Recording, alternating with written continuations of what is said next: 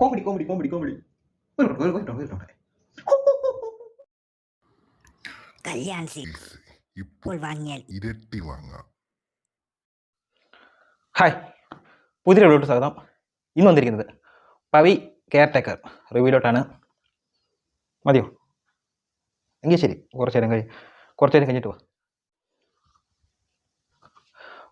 Pavi care taker, director Vineeth Kumar, writer Rajesh Raghavan.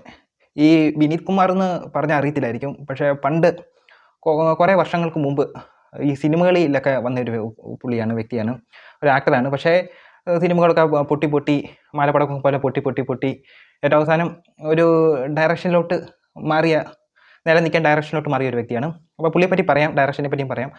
അപ്പം ഇന്നത്തെ starring എന്ന് പറഞ്ഞാൽ ദിലീപ്, മെയിൻ ക്യാരക്ടർ ദിലീപ് തന്നെയാണ്.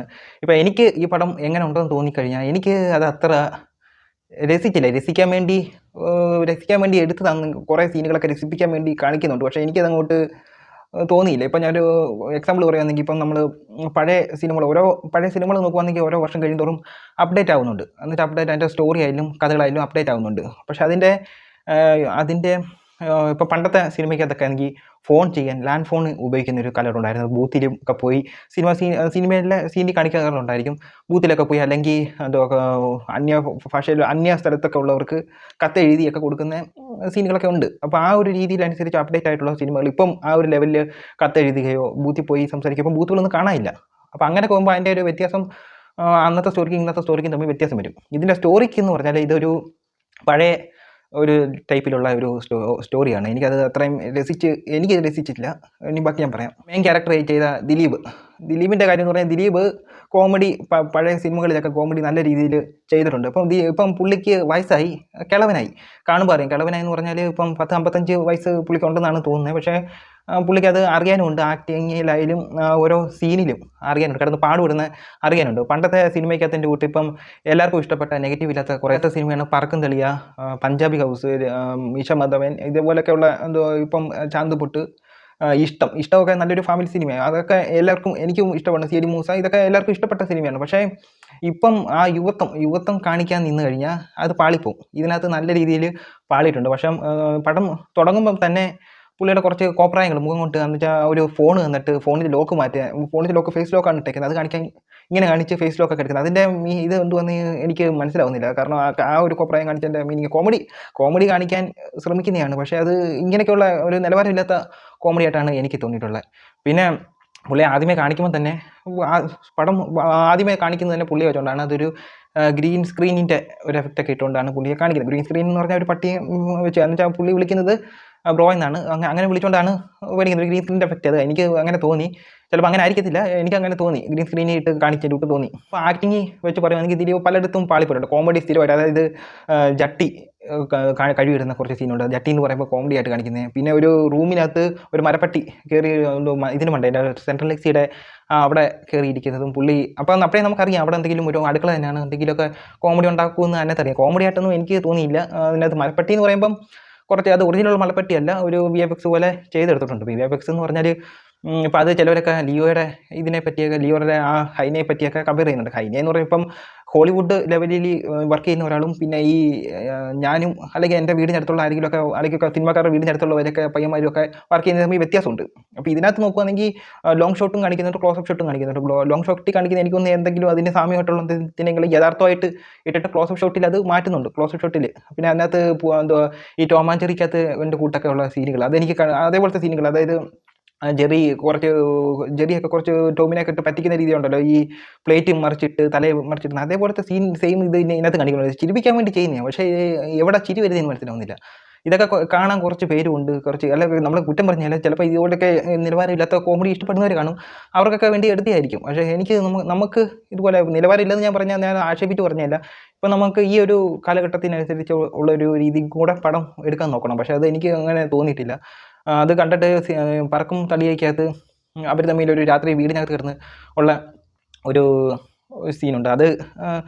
അതാണ് എനിക്ക് ഓർമ്മ വന്നത്. ആക്ഷൻ സീനിലും പുള്ളിക്ക് എനിക്ക് അത്ര തോന്നിയില്ല. എനിക്ക് ആക്ഷൻ നല്ലോണം ചെയ്യുമെന്ന് എനിക്ക് തോന്നിയില്ല. കാരണം നമുക്ക് ചില ഭാഗത്ത് മറയ്ക്കുന്നുണ്ടെന്ന് പറഞ്ഞാൽ പുള്ളിയുടെ പ്രായത്തിൻ്റെ തോന്നുന്നു. പുള്ളിയുടെ ഇതിനു മുമ്പ് ഓടുന്നത് പോലും ഒരു ബലമില്ലാത്ത രീതിയിലാണ് ഓടുന്ന ഇതിനകത്ത് സിനിമയ്ക്കകത്ത് കാണിക്കുന്നത്. അപ്പോൾ ഇതിനകത്ത് ആക്ഷൻ ചെയ്യുന്നതിന് പറയുമ്പോൾ 4 പേരുണ്ട്.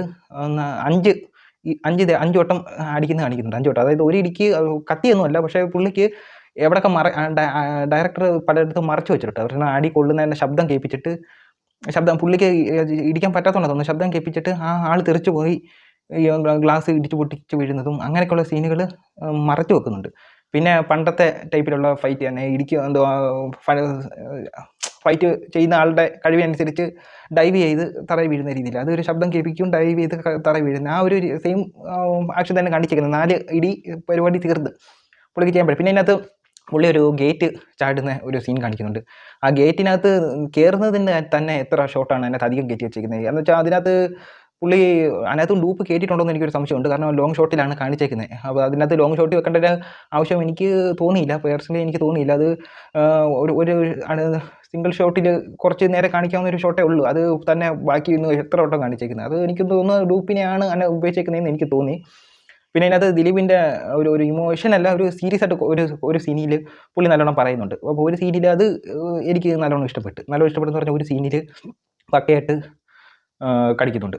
പക്കയായിട്ട് എനിക്ക് ആ ഫീലിംഗ് ഇഷ്ടപ്പെട്ട്. പിന്നെ ഇതിനകത്ത് സോങ് എനിക്ക് കണ്ടിട്ട് ഒരു രീതിയിലും മാച്ചാവാത്ത കുറേ സോങ്ങുകൾ കുത്തി കയറ്റിയിട്ടാണ് തോന്നിയത്. അതുപോലെ സോങ് കേൾക്കാനും നല്ല രസമായിട്ടൊന്നും തോന്നിയില്ല. പിന്നെ ഇതിനകത്ത് ആ ഒരു പരിപാടിക്ക് ഫ്ലാറ്റിൻ്റെ അകത്ത് വെച്ചൊരു ഫ്ലാറ്റിനകത്ത് വെച്ച് കുറച്ച് പരിപാടിയുണ്ട്, ഫ്ലാറ്റിന് മുന്നിലൊക്കെ വെച്ച്. ആ ഫ്ലാറ്റ് എനിക്കൊന്ന് സി ഡി മ്യൂസിക്കകത്ത് ഇവർ പറഞ്ഞിട്ടുണ്ട്, സി ഡി മ്യൂസിക്കകത്ത് ഉപയോഗിച്ച് അതേ ഫ്ലാറ്റ് തന്നെ അതിനകത്ത് കാണിച്ചേക്കുന്നത്. പക്ഷേ ആ സോങ്ങിൽ എനിക്കൊന്ന് കല്യാൺ സിൽക്സിൻ്റെയൊക്കെ ഓണത്തിന് വരുന്ന ഒരു പരസ്യം ഉണ്ടല്ലോ, അതിൻ്റെ ഗ്രേഡിങ് പോലെയൊക്കെ എനിക്ക് തോന്നിയത്. അതേ കളർ ഗ്രേഡിങ്, അതേപോലത്തെ രീതിയിലുള്ള കളർ ഗ്രേഡിങ് എനിക്ക് തോന്നിയത്. ഒരു പരസ്യത്തിൻ്റെ ഒരു കളർ ഗ്രേഡിങ്. ഇതിനകത്ത് ജോണി ആൻ്റണി കാണിക്കുന്നുണ്ട്, അതായത് സി ഡി മൂസയുടെയും ഒക്കെ ഡയറക്ടർ. ജോണി ആൻ്റണിയെ 3-4 കാണിക്കുന്നുണ്ട്. പിന്നെ ധർമ്മജനെ 2-3 കാണിക്കുന്നുണ്ട്. ധർമ്മജൻ്റെയൊക്കെ ഫസ്റ്റിലേക്ക് കാണിക്കുമ്പോൾ ഒരു 2-3 ഡാൻസ് സ്റ്റെപ്പൊക്കെ വെച്ചേക്കുന്നുണ്ട്. എന്തോ കോമാളിത്തരമാണോ കാണിച്ചു വെച്ചേക്കുന്നത്. അത് കഴിഞ്ഞിട്ട് പിന്നെ 5 നടിമാരാണ്. അത് പുള്ളി 5 പേർക്ക് ഒരു അവസരം കൊടുത്തത് നല്ലതാണെന്നാണ് എനിക്ക് തോന്നിയത്. പ്രൊഡ്യൂസർ ദിലീപ് തന്നെയാണ്. അതും വിനീത് കുമാർ, ഇവരൊക്കെ നല്ല രീതിയിൽ അവസരം കൊടുത്തത് അത് നല്ലൊരു കാര്യമാണ്. അതുപോലെ ആക്ടർമാർ ആവാൻ ആഗ്രഹിക്കുന്ന കുറേ പേര് കാണും. അതുപോലെ അവസരം കൊടുത്ത് കയറ്റിക്കൊണ്ട് വരുന്ന കാര്യമൊക്കെ പുള്ളി ചെയ്തത് നല്ല കാര്യം തന്നെ. പിന്നെ ശരത് കുമാറിൻ്റെ ഭാര്യ ഒരു ജോലി ചെയ്തിട്ടുണ്ട്, പരമാവധി വെറുപ്പിച്ചിട്ടുണ്ട്. പിന്നെ സ്ഫടികൻ ജോർജ് ഇതിനകത്ത് ഒരു ഓണർ ജോലിക്കാരനാണെന്ന് തോന്നുന്നു, കുറച്ച് നേരം കണ്ടേ ഉള്ളൂ. അപ്പോൾ അങ്ങനെ വീട് ഏൽപ്പിക്കുന്ന ഒരാളായിട്ട് കാണിക്കുന്നുണ്ട്. അത് കറക്റ്റ് അതിനകത്ത് സിനിമ പറയുന്നില്ലെന്നാണ് എൻ്റെ ഒരു ഓർമ്മ. പുള്ളിയൊക്കെ വല്ലാത്ത രീതിയിലായി പോയി. കാരണം എൻ്റെ കൊച്ചുനാടിലൊക്കെ സിനിമ കാണുമ്പോൾ സിനിമയിൽ തന്നെ ഒരു വില്ലൻ ക്യാരക്ടർ ചെയ്യുമ്പോൾ ഒരു പേടി വരുന്ന ഒരാളായിരുന്നു സ്ഫടികൻ ജോർജ്. ഇപ്പം പുള്ളി അങ്ങ് പ്രായമായതുകൊണ്ട് അത്രയും ഒതുങ്ങി വയ്യാതെ പറഞ്ഞാൽ ഒരു പ്രായത്തിൻ്റെ ഒരു ഇതാണ്. പിന്നെ ദിലീപും കിളവനായി. അപ്പോൾ ദിലീപിന് എനിക്ക് പറയാനുള്ളതെന്ന് പറഞ്ഞാൽ, ചേരുന്ന വേഷം ചെയ്യുക. ഈ യുവത്വം കാണിക്കാൻ നിന്നാൽ പണി വളർത്തേ ഉള്ളൂ. കാരണം പഴയതുപോലെ ഇനി കോമഡി ഒന്നും ചെയ്യാൻ പറ്റുമെന്ന് എനിക്ക് തോന്നുന്നില്ല. ചെയ്യാൻ പറ്റുമായിരിക്കും, പക്ഷേ ആ ഒരു പ്രായത്തിൽ നിന്നുള്ള കോമഡി, അല്ലാതെ യുവത്വം കാണിക്കാൻ നോക്കിക്കഴിഞ്ഞാൽ പാളിപ്പോവും. ഇപ്പോൾ ഈ കാണിച്ചതിനകത്ത് ഞാൻ ചിരിച്ചിട്ടുണ്ടെന്ന് പറഞ്ഞാൽ അതിനകത്ത് എനിക്ക് അങ്ങനെ ചിരിയായിട്ട് എനിക്ക് വലുതായിട്ട് വന്നിട്ടൊന്നുമില്ല. പിന്നെ പട്ടിയുടെയൊക്കെ കുറേ സീനുകളുണ്ട്, പട്ടികൾ കാണിക്കുന്ന കുറേ ഉണ്ട്. അതൊക്കെ നമുക്ക് ഇഷ്ടപ്പെടും. കാരണം അത് 777 ചാർലിക്ക് അതൊക്കെ കാണിച്ച് അത് എല്ലാവർക്കും ഇഷ്ടപ്പെട്ടുകൊണ്ടാണെന്ന് തോന്നുന്നു ആ ഒരു സീനിനകത്തും കൂടെ കാണിക്കാൻ നോക്കിയത്. പിന്നെ ഇതിനകത്ത് 2-3 വില്ലന്മാർ, ഫൈറ്റിൻ്റെ കാര്യം പറഞ്ഞിട്ട് 2-3 ആവശ്യമില്ലാത്ത വില്ലന്മാരെ കൂട്ടി കയറ്റിയ ഒരു ഫൈറ്റിൻ്റെ കാര്യം പറഞ്ഞപ്പോൾ 2-3 വില്ലന്മാരെ കാണിക്കുന്നുണ്ട് ഒരു ആവശ്യമില്ലാതെ. ആ ഒരു ബന്ധവും ഇല്ല. പിന്നെ ഇതിനകത്ത് ഒരു പോസിബിൾ ആവാത്ത ഒരു സ്റ്റോറിയാണ് കാണിച്ചിരിക്കുന്നത്. പോസിബിൾ ആവാത്ത സ്റ്റോറി എന്ന് പറഞ്ഞാൽ, ഞാൻ ആദ്യമേ പറഞ്ഞതിൻ്റെ തൊട്ട് ഈ ഒരു സമയത്ത് ഫോണും എല്ലാം ഉപയോഗിക്കുന്ന സമയത്ത് ഈ ഒരു തീം എന്ന് പറഞ്ഞാൽ ബോഡി ഗാർഡും ദിലീപിൻ്റെ ചില സിനിമകളെല്ലാം കൂട്ടിക്കുഴച്ചൊരു സ്റ്റോറിയാണ്. അപ്പോൾ അതിനകത്ത് ബോഡി ഗാർഡ് ഇറങ്ങിയ ഒരു വർഷം അറിയാമല്ലോ, 2009 എനിക്ക് തോന്നുന്നു, ഞാൻ 10ാം ക്ലാസ്സിൽ പഠിക്കുന്ന സമയം തോന്നുന്നു. അന്ന് 1600 എന്ന് പറഞ്ഞ ഫോണൊക്കെ ആയിരുന്നു ഫേമസ്. ആ ഒരു ഫോണിൽ ഉള്ള പരിപാടിയായിരുന്നു അതിനകത്ത് കാണിച്ചുകൊണ്ടിരിക്കുന്നത്. പറഞ്ഞാൽ അന്ന് ഇത് ആൻഡ്രോയിഡ് ഫോണൊക്കെ അന്ന് കുറവായിരുന്നു. ആ ഫോണിൽ നിന്നുള്ള ഒരു സ്റ്റോറിയാണ്. അപ്പം ആ കാലഘട്ടത്തിൽ അതൊക്കെ ഇത് പോസിബിളായിട്ട് തോന്നി. ഇപ്പം വരുവാണെങ്കിൽ ഈ ഒരു ഫോണുള്ളപ്പം ഈ കാലഘട്ടം ഇത്ര വികസിച്ച സമയത്ത് ഈ ഒരാൾ വീട്ടിൽ ഇപ്പോൾ അതിനകത്ത് കറങ്ങിക്കുന്ന ഒരു മുറിക്കകത്ത് 2 പേര് താമസിക്കുന്നതായിട്ടാണ്. ഒരാൾ രാവിലെ വരും, ഒരാൾ രാത്രിയിലും വരും. അങ്ങനെയുള്ള രീതിയിലാണ് അത് കാണിച്ചു വെച്ചേക്കുന്നത്.